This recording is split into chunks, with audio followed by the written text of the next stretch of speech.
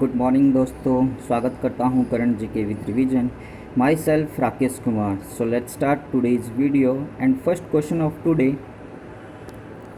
किस मंत्रालय के द्वारा आयुष फॉर इम्यूनिटी अभियान लॉन्च किया गया? Which ministry launch a campaign Ayush for immunity? So options are ministry of finance, ministry of defence, ministry of home affairs and ministry of Ayush. So right answer of this question is the ministry of Ayush.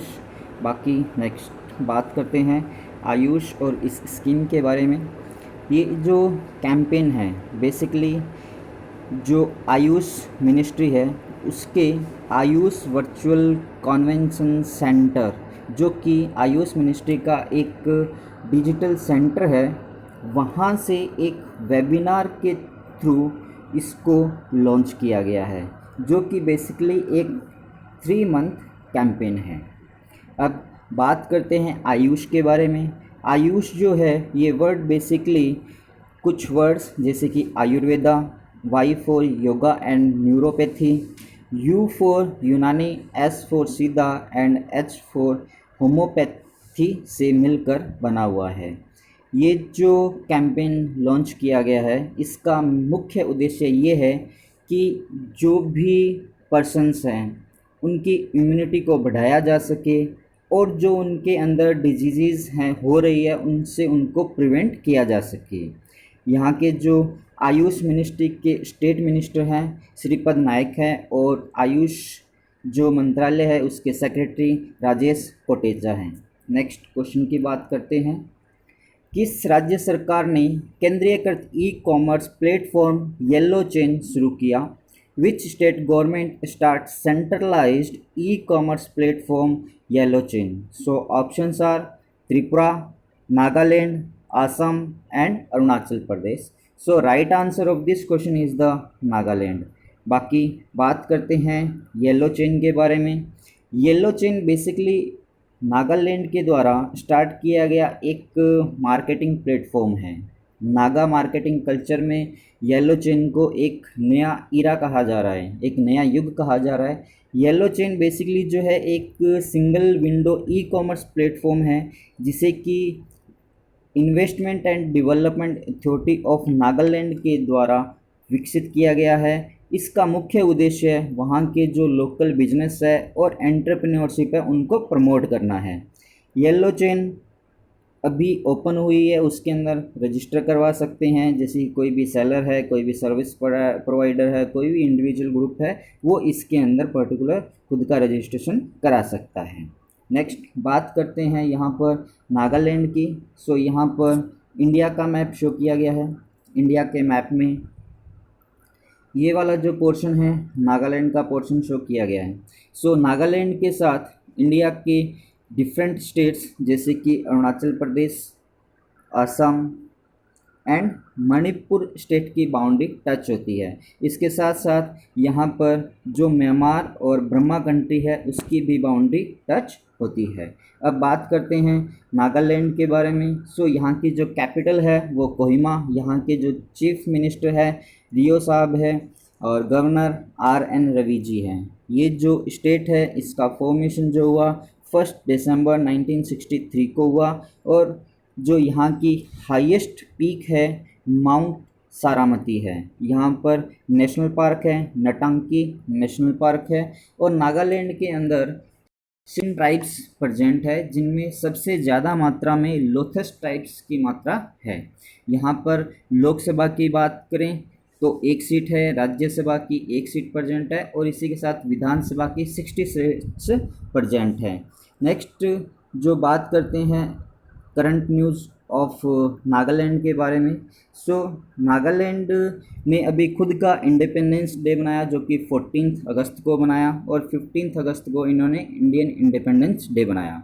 फिर नागालैंड का जो सबसे बड़ा district है Dimapur district, वहाँ पर inner line permit शासन को लॉन्च किया गया है नागालैंड सरकार के द्वारा। अब बात करते हैं यहाँ पे इनर लाइन परमिट बेसिकली है क्या।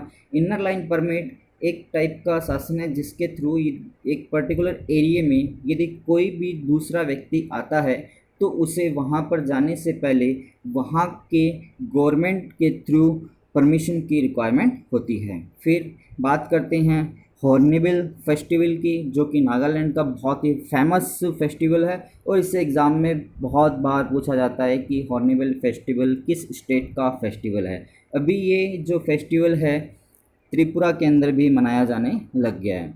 अब नागालैंड की गवर्नमेंट ने वहाँ के स्टूडेंट्स जो है उस उनके लिए एक्स ग्रेटा नाम की स्कीम को भी लॉन्च किया है। नेक्स्ट बात करते हैं नेक्स्ट क्वेश्चन की। पंडित जसराज जिनकी हाल ही में मृत्यु हुई वह कौन थे? Who was Pandit Jasraj that recently pass away?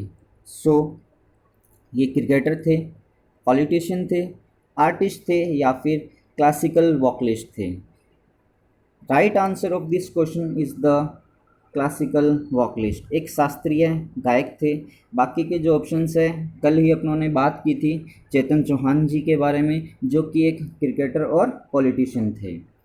अभी ये जो पंडित जसराज जी है इनका जन्म 1930 को हुआ और 2020 में इनकी कार्डिक अरेस्ट की वजह से मृत्यु हो गई। अब बात करते हैं पंडित जसराज जी के बारे में। पंडित जसराज जी बेसिकली मेवाती घराना हरियाणा हिसार से रिलेटेड थे।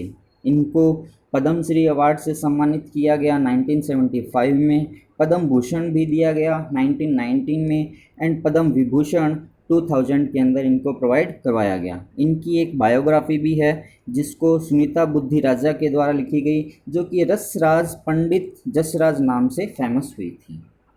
नेक्स्ट क्वेश्चन की बात करते हैं। सीमा सुरक्षा बल के महानिदेशक के रूप में किसे नियुक्त किया गया है? Who has been appointed as a director general of border security force BSF? So options are SS Deswal, Pradeep Singh, Pradeep Kumar Joshi and Rakesh Asthana. So right answer of this question is the Rakesh Asthana ji. बाकी के जो ऑप्शंस हैं उनकी बात करते हैं।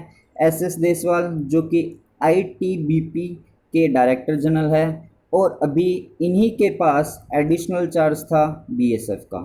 फिर बात करते हैं प्रदीप सिंह की।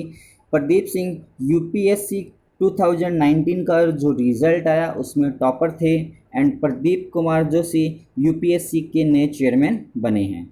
नेक्स्ट बात करते हैं राकेश अस्थाना एंड कुछ BSF के बारे में।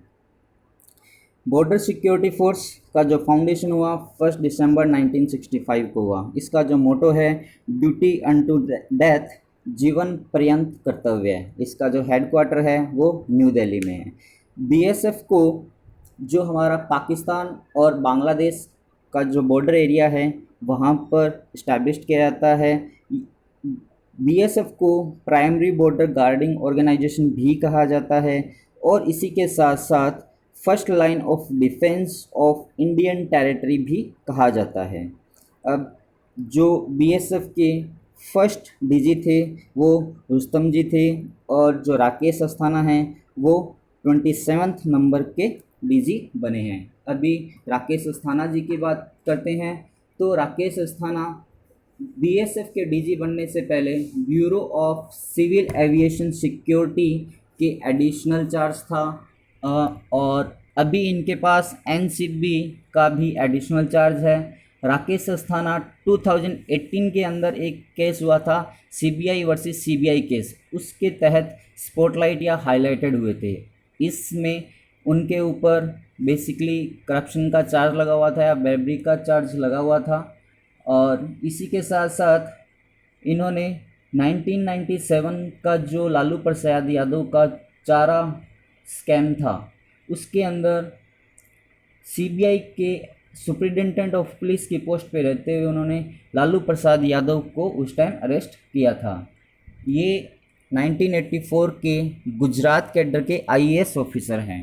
नेक्स्ट बात करते हैं डिजिटल अपनाई नामक एक अभियान किस बैंक ने शुरू किया? Which bank start a campaign title digital अपनाई? So options are PNB, HDFC, SBI and ICICI.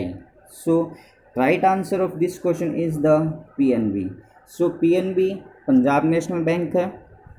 फिर जो दूसरे ऑप्शंस हैं उनकी बात करते हैं। HDFC housing development finance corporation, जिनके MD एंड CEO अभी हाल ही में आदित्यपुरी हैं, लेकिन 31 अक्टूबर या 1 नवंबर से शशिधरन जगदीशन इसके MD एंड CEO बन जाएंगे। फिर SBI की बात करते हैं, जो कि स्टेट बैंक ऑफ इंडिया और पब्लिक सेक्टर का ये सबसे बड़ा बैंक है इंडिया का। इसके जो चेयरमैन हैं रजनीश कुमार जी हैं, MD प्रवीण कुमार गुप्ता जी हैं। फिर बात करते हैं ICICI की, इसके MD and CEO Sandeep Bakhshi हैं। फिर नेक्स्ट बात करते हैं PNB बैंक के बारे में और डिजिटल अपनाई जो कैंपेन लॉन्च किया है उसके बारे में। सो PNB बैंक जो है इसका फाउंडेशन हुआ था 12 अप्रैल 1894 को। इसके जो फाउंडर माना जाता है दयाल सिंह मजीठिया और लाला लाजपत राय जी को माना जाता है। इसके हेडक्वार्टर न्यू दिल्ली के अंदर है। इसके MD and CEO SS Mallikarjuna Rao ji हैं। PNB सेकेंड लार्जेस्ट बैंक है SBI के बाद पब्लिक सेक्टर का। नेक्स्ट बात करते हैं डिजिटल अपनाई जो कैंपेन है उसके बारे में।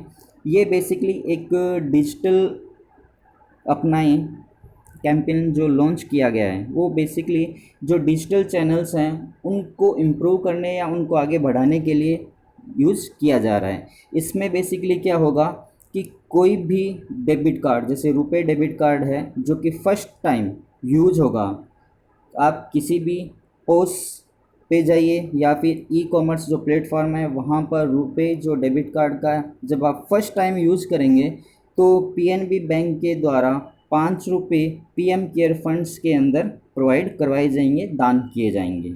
ये जो कैंपेन है बेसिकली मार्च 31 2020 तक वर्क करेगा। सो नेक्स्ट बात करते हैं कल के क्वेश्चन की। फिट इंडिया यूथ क्लब को किसने लॉन्च किया? Who launch the fit India youth club? So answer था इसका किरण रिजिजू। आज के क्वेश्चन की बात करते हैं। सी फूड सैंपल्स को टेस्ट करने के लिए लैब कहाँ सेटअप की जा रही है? Where is setup a lab test to see food samples?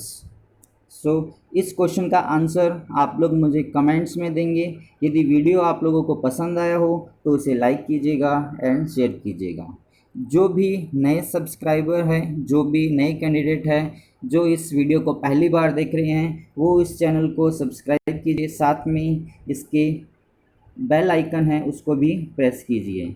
जैसे ही आप ये आइकन प्रेस करेंगे तो मेरे द्वारा दिए गए जो भी इंफॉर्मेशन है और जो भी वीडियोस इस चैनल पे अपलोड किए जा रहे हैं उनकी इन्फॉर्मेशन आप लोगों को मिल जाएगी। सो ये था आज का video. Thank you so much.